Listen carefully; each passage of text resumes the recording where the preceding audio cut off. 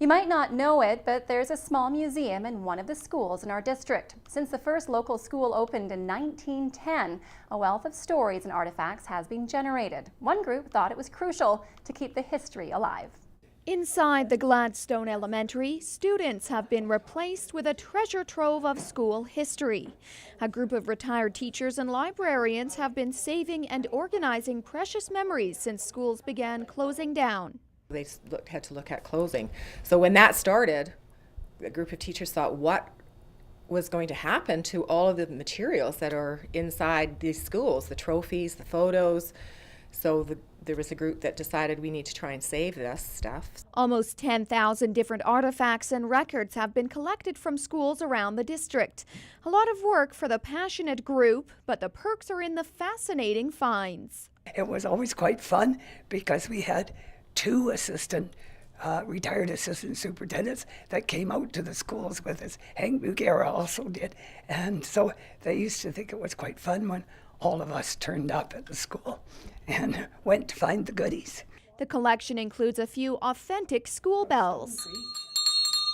This one is from the old Stone Creek School. No, especially the one room little schools, they used to, of course that was, the kids were out in the playground. That's how they knew to come back in. School was back in session. You didn't have any funny buzzers. You know, there was no electricity. There were coal lanterns to light the school and a big barrel heater. Old wooden desks are some of the highlights in the collection. In the one-room schoolhouse days, they might include inkwells, which weren't as useful in Prince George winter. Some of the inkwells used to freeze overnight, so they would have to wait till the ink, decided to ungel before they could actually write, because they were writing with stick pens, of course. If the necessities those days sound a bit old-fashioned, you'll be even more surprised to learn about the school punishments, like the strap. It's an old piece of belting from the mills, I think, is where it came from.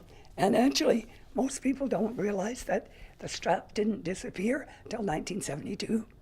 It was still being used. And so I remember having to use it, which is not too much fun. The ladies' research has even come across a list of reasons why punishments were used.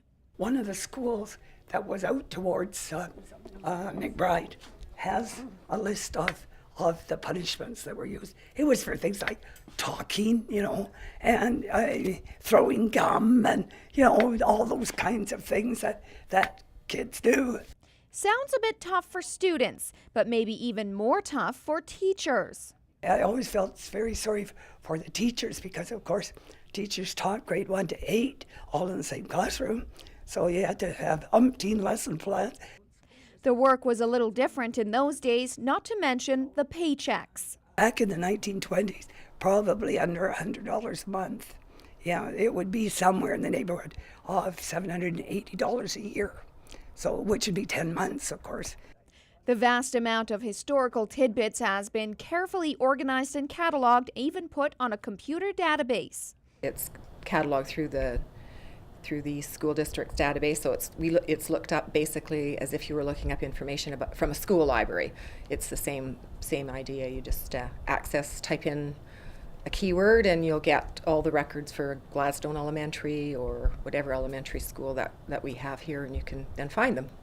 If you'd like to flip through a piece of local school history, you can contact the Retired Teachers Association for a copy of their book, The School District Number 57 Historical Memories.